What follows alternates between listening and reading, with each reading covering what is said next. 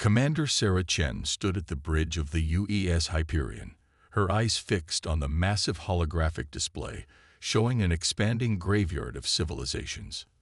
The ship's quantum sensors had detected the remnants of dozens of space-faring races, all systematically erased from existence. Each point of light on the display represented a dead world, a civilization snuffed out just as it had begun reaching for the stars.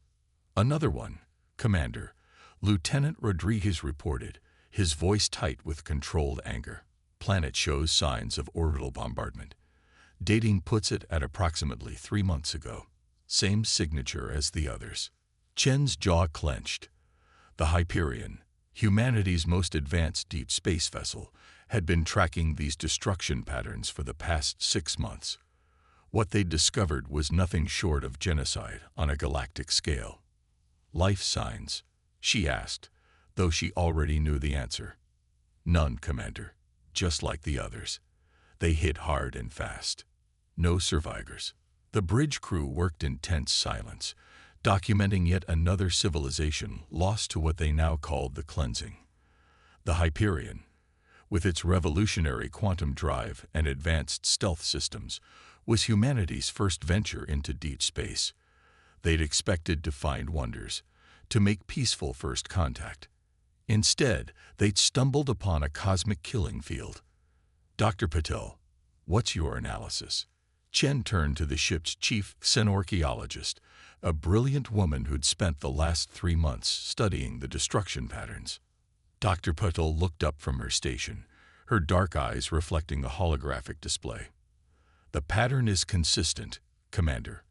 They target civilizations just as they achieve faster-than-light capability. The timing can't be coincidental. Someone out there is systematically eliminating potential competitors before they can establish themselves in the galaxy." "But why haven't they found Earth?" Rodriguez asked the question they'd all been wondering. Chen had a theory about that. "Because we develop differently. Most of these civilizations followed a similar technological path. Conventional rocket propulsion, then antimatter drives, leading to traditional FTL travel. We went straight from chemical rockets to quantum drive technology. Dr. Harrison's breakthrough changed everything. The quantum drive was humanity's greatest achievement, a propulsion system that manipulated the fabric of spacetime itself. While other civilizations had focused on pushing against space to achieve faster-than-light travel, humanity had learned to fold it instead. It was elegant, efficient, and most importantly, nearly impossible to detect using conventional sensors. "Contact!" The sensor officer's shout cut through the contemplative silence. "Massive energy signature at bearing 047 Mark 183. It's huge, Commander." The holographic display shifted, showing a massive vessel emerging from what appeared to be a tear in space itself. It was unlike anything they'd ever seen. A ship that seemed to be composed of crystalline structures, each facet gleaming with internal energy. It was followed by dozens of smaller vessels, all bearing the same alien architecture. "Analysis," Chen demanded. "The energy readings are off the charts, Commander. Their technology is far beyond anything we've seen in the destroyed civilizations. I think we've found our hunters." The alien fleet hadn't noticed them yet. The Hyperion's quantum stealth systems were holding. Chen watched as the massive crystalline ships moved with precise coordination, their formation suggesting both military discipline and technological sophistication. "Recording everything," Rodriguez reported. "Their energy signatures match the residual readings we found on the destroyed worlds. These are definitely our genocidal friends." Chen studied the alien fleet, her mind racing with implications. Earth needed to know about this threat, but they also needed more information. The aliens' technological superiority was evident, but they'd never encountered anything like humanity's quantum technology. That could be an advantage. "Dr. Harrison," Chen called to the quantum drive's inventor, who had insisted on joining this mission. "Could they detect a focused quantum scan?" The elderly scientist adjusted his glasses, studying the readings.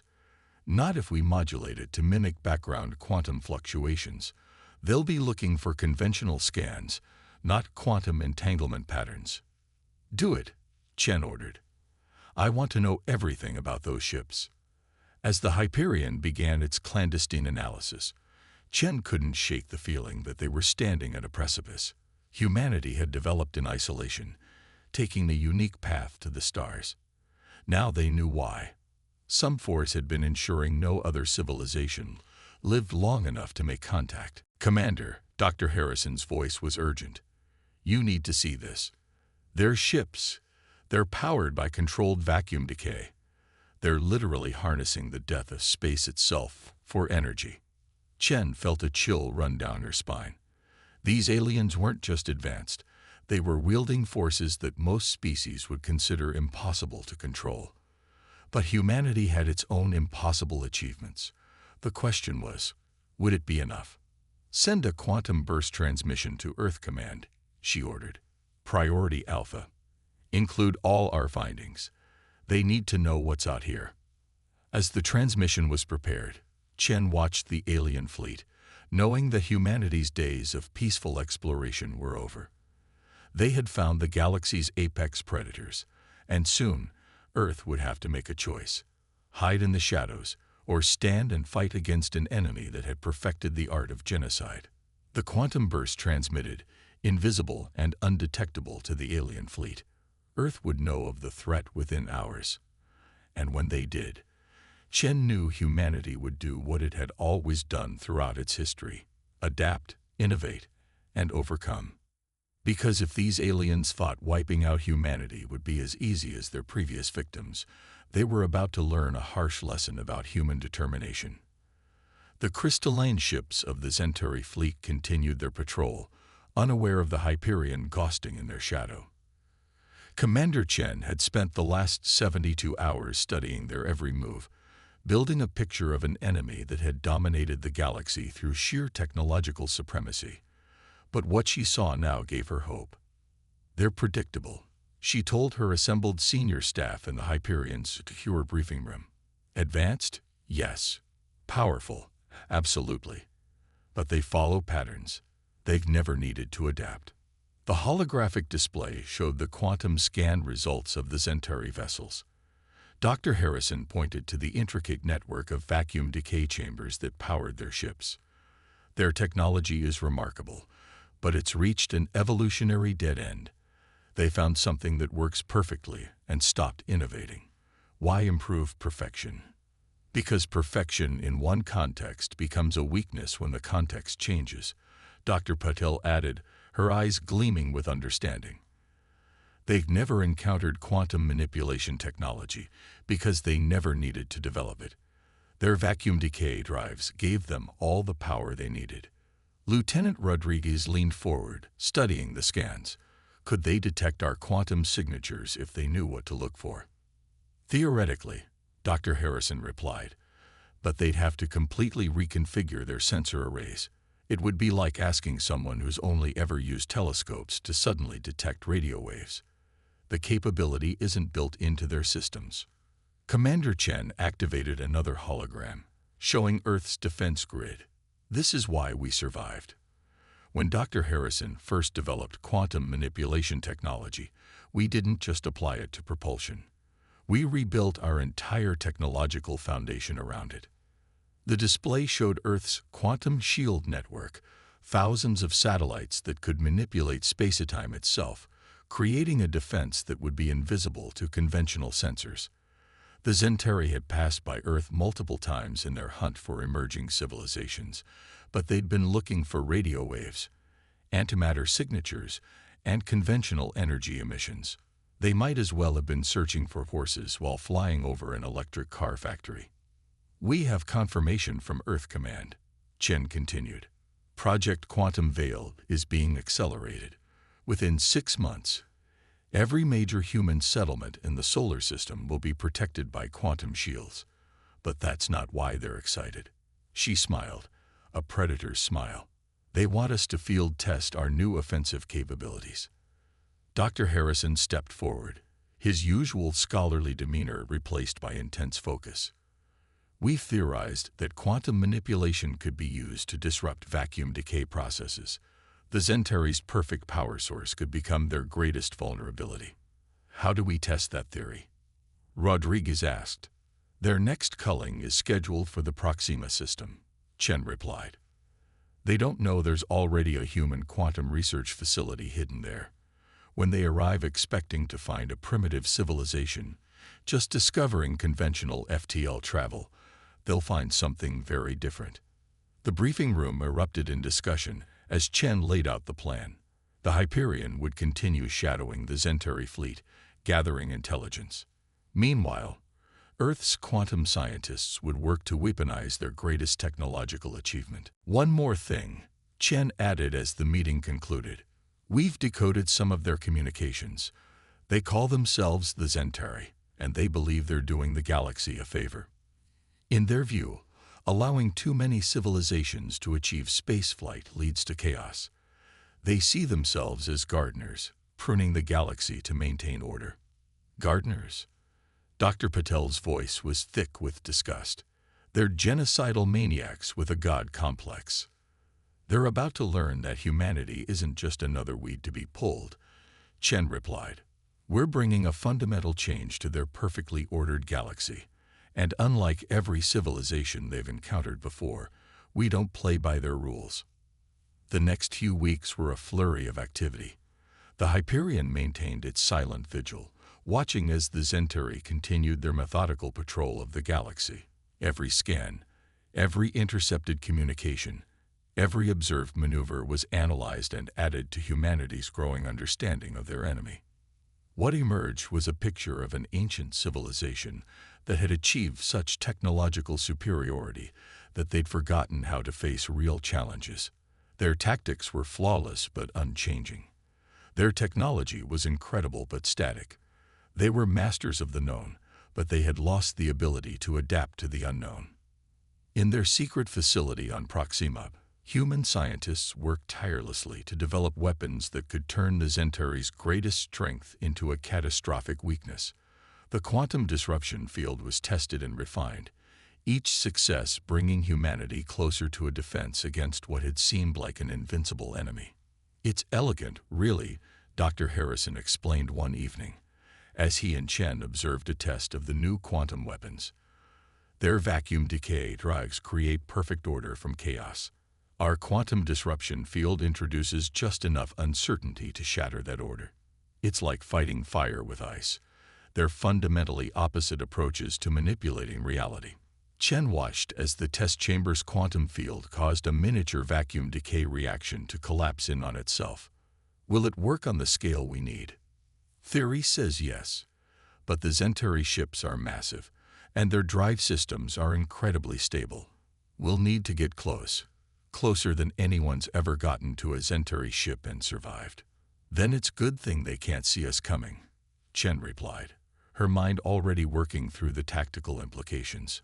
How long until the weapon is ready for deployment? 3 weeks, just in time for their scheduled arrival at Proxima. Chen nodded, feeling the weight of what was to come.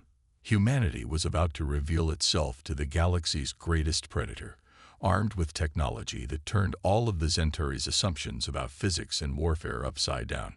It would be like a Stone Age tribe discovering gunpowder just as a medieval army arrived at their shores. The Zentary had spent millennia ensuring no civilization could rise to challenge them. They had never imagined that one of their potential victims would develop in a completely different direction, mastering forces they had never thought to explore. Send word to Earth Command, Chen ordered. Tell them we're ready to proceed with Phase 2. It's time to show the Zentary that their perfect garden is about to experience some unexpected growth. The message was sent, invisible to the Zentary's vast sensor networks. In 3 weeks, the galaxy's self-appointed gardeners would learn that nature has a way of producing the unexpected, and humanity, with its quantum technology and adaptable mindset, was about to become their worst nightmare. The Zentary arrived at Proxima exactly as predicted, their crystalline fleet emerging from space in perfect formation. From the bridge of the Hyperion, Commander Chen watched as 67 ships, each a masterpiece of engineering, moved to encircle the star system. They expected to find a primitive civilization just beginning to explore faster than light travel. Instead, they found emptiness. "They're running their standard sweep pattern," Rodriguez reported, tracking the Zentari ship's movements, searching for conventional dry signatures, radio emissions, the usual signs of developing civilizations. And finding nothing. Chen smiled. The quantum-shielded human facility on Proxima was invisible to their sensors, as was the Hyperion and the 3 other Earth ships hidden in strategic positions throughout the system. "Time to make our presence known." She gave a nod to Dr. Harrison, who had insisted on being present for this moment.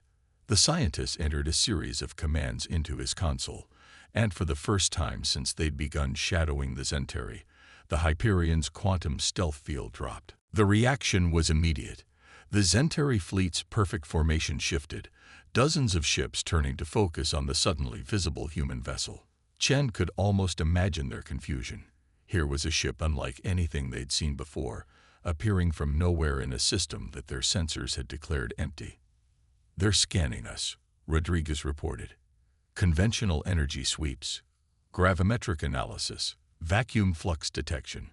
They're throwing everything they have at us, trying to figure out what we are." "Let them look," Chen replied.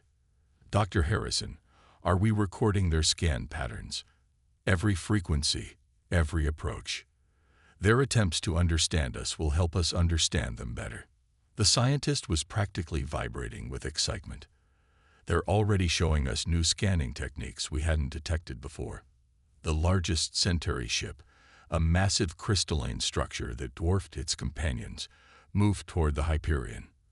A transmission burst forth, automatically translated by the ship's quantum eye. "Unknown vessel, you have entered restricted space. Identify yourself immediately or be destroyed. Your technological level appears insufficient for space travel. Explain your presence." Chen straightened in her command chair. This was the moment humanity had been preparing for. "This is Commander Sarah Chen of the United Earth ship Hyperion.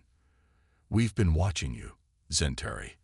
We've seen the worlds you've destroyed, the civilizations you've erased.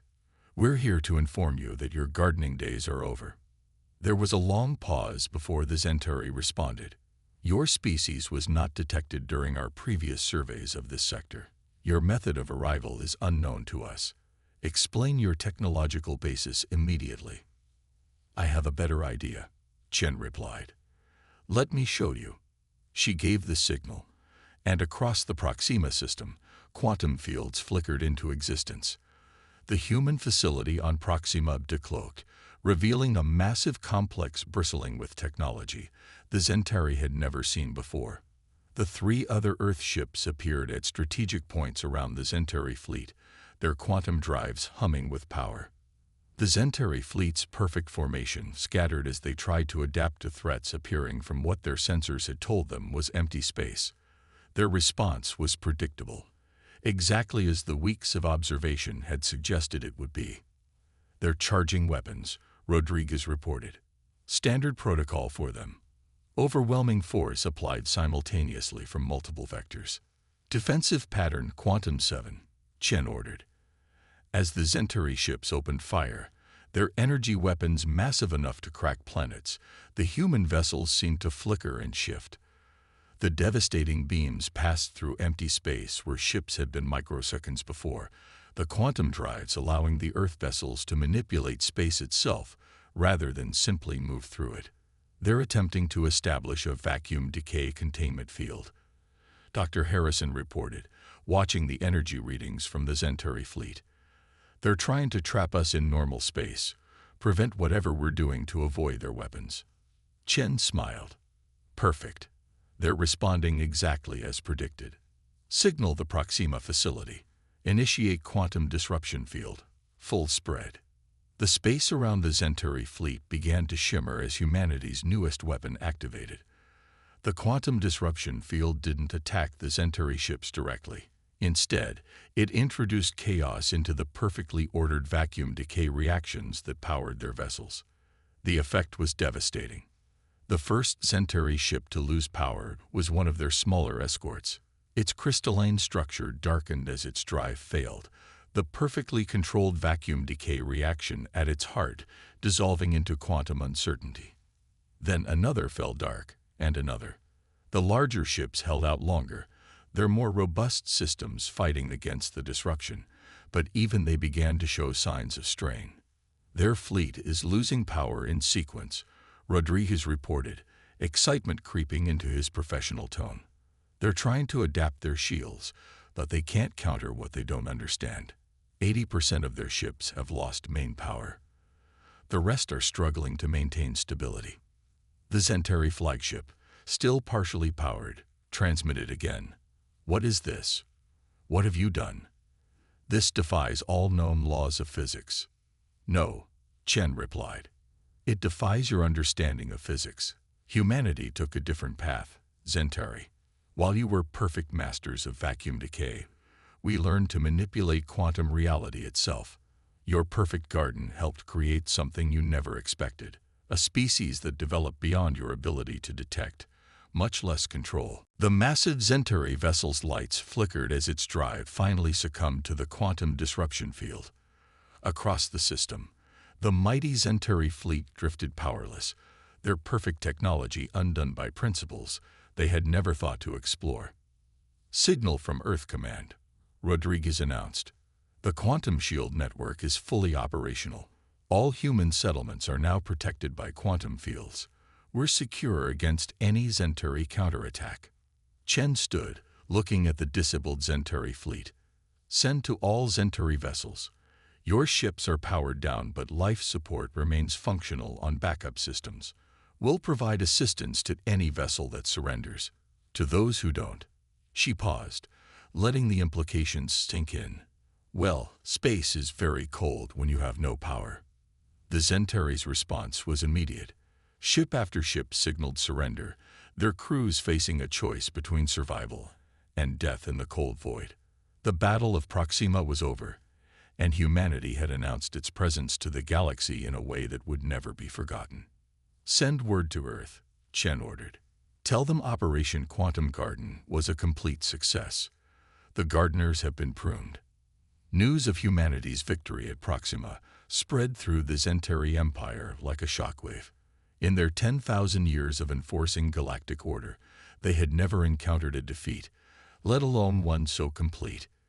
In their crystalline cities across dozens of star systems, the Centauri High Command gathered for the first time in centuries to face an unprecedented crisis. On board the Hyperion, Commander Chen watched the intercepted quantum transmissions with growing satisfaction. The Centauri weren't just shocked, they were afraid. Their perfect understanding of the universe had been shattered along with their fleet at Proxima. They're pulling their culling fleets back to their core systems, Rodriguez reported, tracking the movement of Centauri forces across their holographic star map. Every single ship they have is being recalled. They're completely abandoning their extermination campaigns. Dr. Harrison studied the data streaming in from their quantum sensors. They're trying to adapt their technology. Look at these power signatures. They're attempting to modify their vacuum decay drives to resist our disruption fields. But they're working from a fundamental disadvantage. They don't understand the underlying principles of quantum manipulation. How long until they figure it out? Chen asked. Months, maybe years, Harrison replied. They're brilliant engineers, but they're trying to solve a quantum problem with vacuum decay mathematics. It's like trying to understand wave mechanics by studying rocks. They're not just learning new technology. They have to develop an entirely new branch of physics. The Hyperion had spent the weeks since the Battle of Proxima studying the Centauri response, while Earth prepared for the next phase of the conflict. The quantum shield network had been expanded to protect all human colonies and outposts. More ships were being fitted with quantum drives and disruption fields. But humanity's greatest advantage wasn't technological, it was psychological. Look at this, Dr. Patel called up a decoded Centauri transmission. They're paralyzed by indecision. Their entire society is built around the certainty of their technological supremacy. Now that certainty is gone, Their command structure is fracturing. Some want to negotiate, others want to commit their entire civilization to developing countermeasures, and a few are calling for a suicidal, all-out attack on Earth. Chen nodded. They don't know how to handle uncertainty. They've never had to before. The ship's quantum AI flagged another transmission, this one from deep within Zentari space. The crystalline beings had begun evacuating some of their outer colonies, falling back to more defensible positions. They were preparing for a war unlike any they had ever fought. Message from Earth Command, Rodriguez announced. The first wave of liberated species has made contact. The civilizations the Zentari thought they had destroyed. Some survived. They went into hiding, deep underground or beneath their oceans. They've been watching, waiting, and developing in secret. Now they want to join us. Chen smiled. The Zentari's perfect garden had created something they never expected. An alliance of survivors, each driven by the need to overcome their would-be executioners. And humanity's quantum technology was the key to their resistance. The Zentari made a fundamental mistake, Dr. Harrison observed, watching the data streams. They assumed that technology would only develop along the paths they understood. They never considered that their very presence would force other species to find different ways to advance. A priority alert flashed across their screens. The Zentari had launched a probe toward Earth space, not a weapon, but a communication device. Their first attempt at diplomatic contact. They're offering a treaty, Rodriguez read, his voice thick with irony. They'll recognize Earth's right to exist if we agree to contain our quantum technology and not share it with other species. Send them our response, Chen ordered. The garden belongs to everyone now. The age of the gardeners is over. Across the galaxy, surviving civilizations began to emerge from hiding. Ships appeared from dimensional pockets where they had sheltered for generations. Cities rose from beneath the oceans of worlds the Zentari had thought lifeless. Each species had developed in its own way, finding paths to survival that the Zentari's rigid worldview couldn't comprehend. Earth became a beacon, a center of learning where species shared their unique approaches to science and technology. Quantum physics merged with vacuum decay theory, dimensional folding combined with crystalline engineering. The galaxy was awakening to possibilities the Zentari had never imagined. In their core systems, the Zentari watched as their perfect garden transformed into a wild, vibrant ecosystem of civilizations. Their attempts to prevent chaos had created exactly what they feared most, a galaxy full of species developing in unpredictable ways. But it was too late to stop it now. Another group of Zentari scientists has requested asylum, Rodriguez reported. They want to study quantum physics directly. They say their own leadership is too focused on maintaining old methods. Accept them, Chen ordered. The more they learn about different ways of thinking, the better chance we have of lasting peace. The Hyperion continued its patrol along the new border of Earth space, watching as the galaxy transformed. The age of the gardeners was over. The age of diversity had begun. And humanity, the species that had learned to manipulate reality itself rather than submit to it, stood ready to ensure that no civilization would ever again claim the right to determine who could reach for the stars. 6 months after the Battle of Proxima, the galaxy had changed beyond recognition. The Zentari Empire, once the undisputed master of known space, had fractured into competing factions. Some embraced change, eagerly learning quantum physics from human teachers. Others clung desperately to their old certainties, even as those certainties crumbled around them. Commander Chen stood on the observation deck of humanity's new quantum academy on Mars, watching as ships from 24 different species arrived for the latest symposium on advanced physics. Among them was a crystalline Zentari vessel, its design already showing signs of adaptation. Quantum stabilizers grafted onto its vacuum decay drive, a hybrid of old and new technology. The hardliners are making their move, Rodriguez reported, joining her at the window. Now an admiral, he coordinated Earth's defense network. Long-range quantum sensors detect a massive fleet gathering in the Centauri core systems. The traditionalist faction has taken control of their largest shipyards. How many ships? Chen asked, though she already knew the answer would be substantial. Over 300 capital ships, all modified with experimental anti-quantum shielding. They think they found a way to counter our technology. Dr. Harrison, his hair now completely white, but his eyes still bright with curiosity, pulled up a holographic analysis. Their approach is interesting but fundamentally flawed. They're trying to create zones of absolute vacuum decay, spaces where quantum uncertainty cannot exist. It might work against our first-generation quantum drives, but we've already moved beyond that, Chen finished. The quantum technology that had won the Battle of Proxima was already obsolete. Humanity and its allies had spent the past 6 months innovating, combining ideas and approaches from a dozen different species. The result was something even the Hyperion's original designers would hardly recognize. The Centauri hardliners don't understand what they're really fighting against, Dr. Patil added. She had become the head of xenocultural studies at the Academy.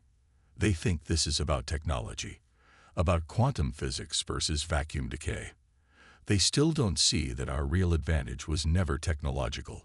It was our ability to adapt, to combine ideas, to embrace uncertainty as a source of strength. The quantum sensors pulsed with new information. The Centauri fleet was moving, gathering for what they clearly intended to be a decisive battle. Their transmission was broadcast across all frequencies. This chaos must end. The garden must be restored to order. All species will submit to control or face extinction. Chen exchanged looks with her old crew. Even after everything, the hardliners still fought in terms of absolute victory or defeat. They hadn't learned the lesson their own history was trying to teach them. Signal the Alliance fleet, she ordered. The response was immediate. From quantum fold space around Earth, ships began to emerge. But these weren't just human vessels. They represented every species that had survived the Centauri's purges, each contributing their unique perspective on space, time, and reality. Crystalline ships powered by hybrid quantum decay drives flew alongside vessels that phased between dimensions. Organic spacecraft grown in the deep oceans of hidden worlds moved in formation with ships that manipulated gravity itself. Each represented a different path of development, a unique response to the challenge of survival.